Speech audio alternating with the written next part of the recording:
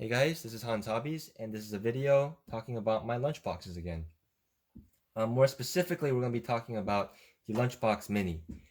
You guys know this truck if you guys have been around the channel. It is my, as the recording of this video, it is my channel icon. It's also the car that's on my channel banner. So this is a pretty iconic car for me and for my channel. And as you can see from how beat up the body is, this truck is run a lot.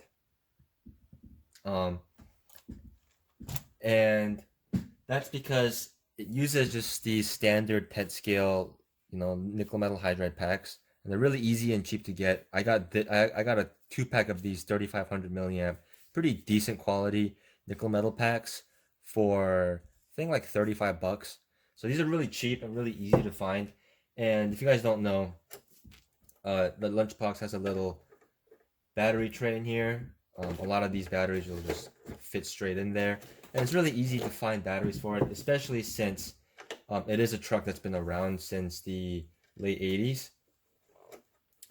Batteries are pretty easy to find for this thing, and which is why I'm able to run it so much. Now, this Lunchbox Mini, I would also like to run it as much as my regular Lunchbox, especially since a lot of us are stuck indoors now. It would be really nice to be able to drive something like this indoors. And also, my girlfriend got me this. My lovely, lovely girlfriend got me this for Christmas because she knew how much I loved the lunchbox and how ecstatically excited I was when this thing got announced and was released. I really wanted this thing, and being the sweetheart she is, she got me this for Christmas, and it was just such a wonderful Christmas present to get. It is exactly what I wanted. But unfortunately, I haven't been able to drive it much, which kind of makes me sad. And a big reason for that is because um, this is a new series of cars, part of a new series of cars from Tamiya called the Star Unit series.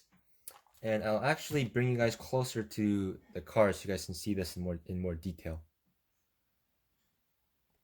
So as you can see on the side of the car, it says Star Unit because basically it uses the same top little modular area and the little transmission area, I believe. It basically shares that with the Dancing Rider and this particular chassis, which is the SW01 chassis, as you can see in the back. Kind of a callback, I think, to the CW01 of the original Lunchbox. But basically, the problem that these cars have is obviously since they're smaller, these batteries won't fit in there because this whole battery is actually larger than the entire truck. So that's obviously not going to fit in there. And it weighs more than the whole truck too, so that's not going to work. So we're kind of limited on batteries. If you actually live in Japan or get this kit in Japan, you will get with the kit a little adapter for the rear battery tray that allows you to fit 4 AA batteries.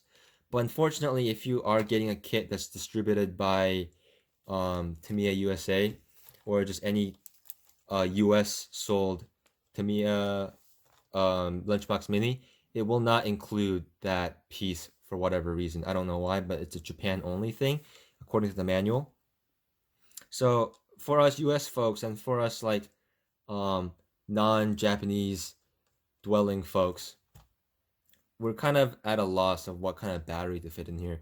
A lot of people have ended up fitting Lipo batteries in here, but a lot of Lipo batteries that's pretty standard for these mini cars don't seem to fit very well.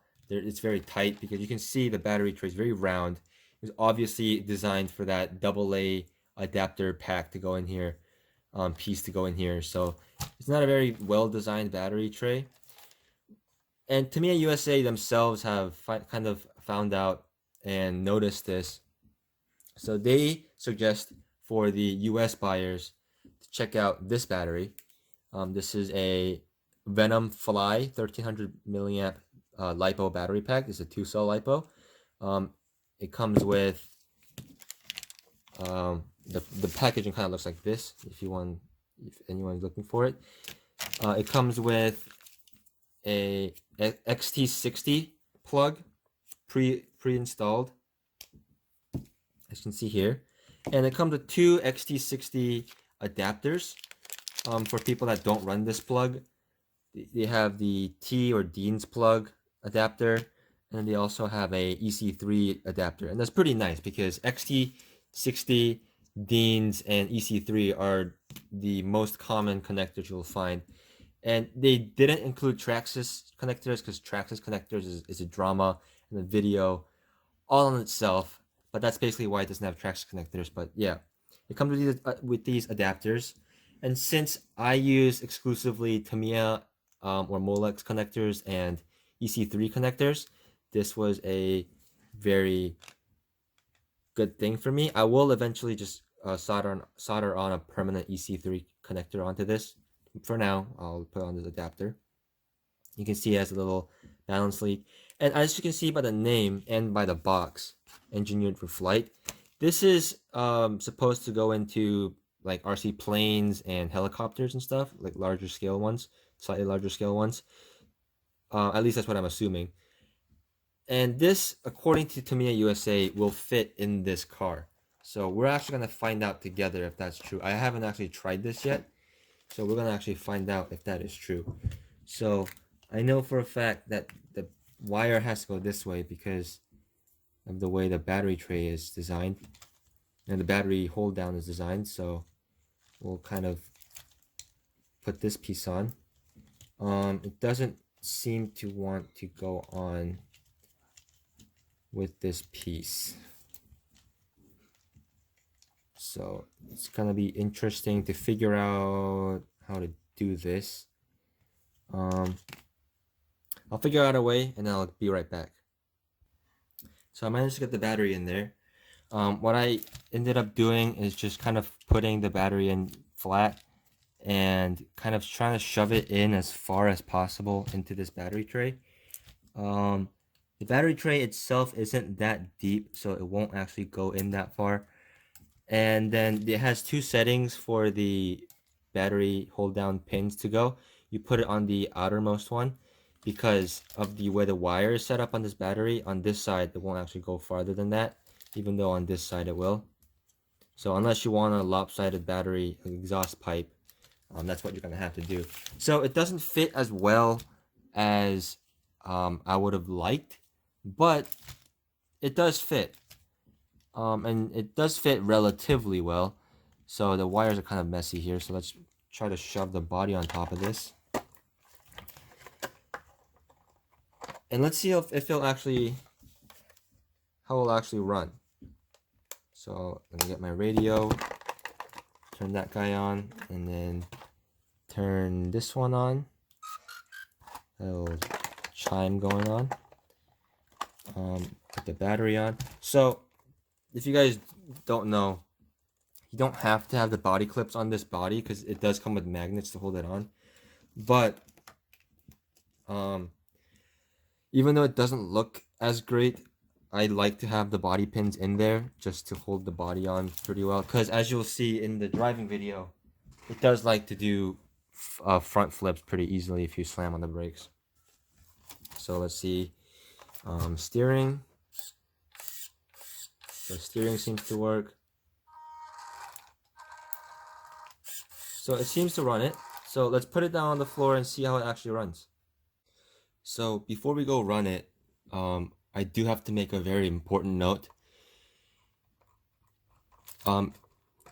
If you are using a ESC that does not support a LiPo battery, like this 2-in-1 unit, ECX unit I'm using, is only for nickel metal hydride batteries and does not have a LiPo setting, you have to take this note. This is not a joke. This is very important.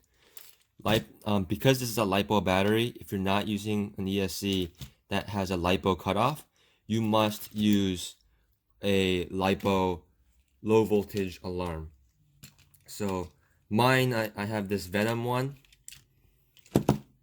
They're very cheap. They're like 10 bucks, and it will save not only your battery pack, but potentially your model, and potentially save you and your loved ones from getting hurt, or you even like losing parts of your house, because there's definitely have been people who have lost homes and their entire collections, and sometimes even died from mistreating Lipo batteries, because these Lipo batteries, while they are a um, very impressive feat of battery technology, they can become very volatile. Do not puncture this. It even says on the back, um, do not puncture this. None of the lipo cells can touch the air, because if they come in contact with the air, they could potentially puff and catch on fire or explode. And same thing with if you discharge a lipo battery too low, then you could not only damage the pack, but potentially it could make the pack more volatile and cause it to catch fire or explode. So if you're not using a ESC with a low voltage cutoff, you must use a low voltage alarm. These are very simple to use. It has a bunch of different settings here for up to 8S battery, as you can see. And you just literally take, it says positive on one side, negative on one side. Red is positive and black is negative.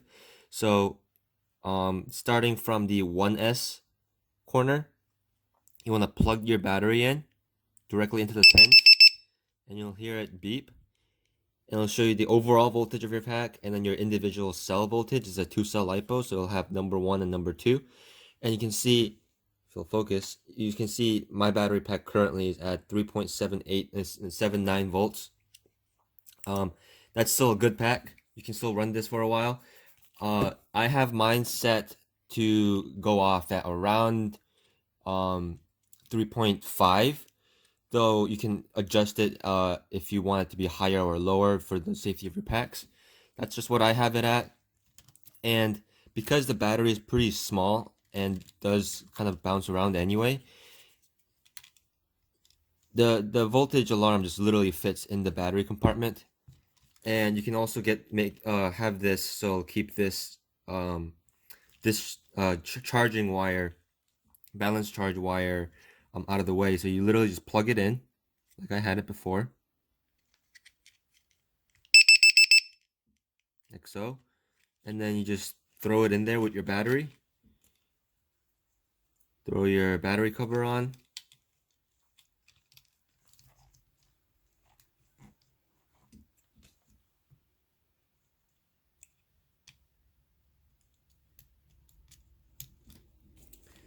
And now we're ready to go actually test drive this and have some fun with it and see how it drives. Now, if you are using a more modern ESC, like a Hobbywing ESC, or like a Traxxas ESC or something like that, those usually do have a LiPo cutoff. Just make sure you set it in LiPo mode, because otherwise you'll run into the same problems. Nickel metal hydride mode will drain your battery to basically zero, just completely flat pack, and that's no good for a LiPo battery. You have to allow it to keep some voltage in it in order for it to be used safely and for it to be charged safely.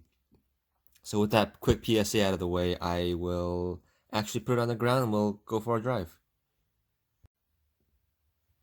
So this is pretty exciting for me because I actually haven't got to run this before, not looking janky, and having a battery strapped to the roof. So this is actually going to be my first run, seeing how it actually runs as it was designed.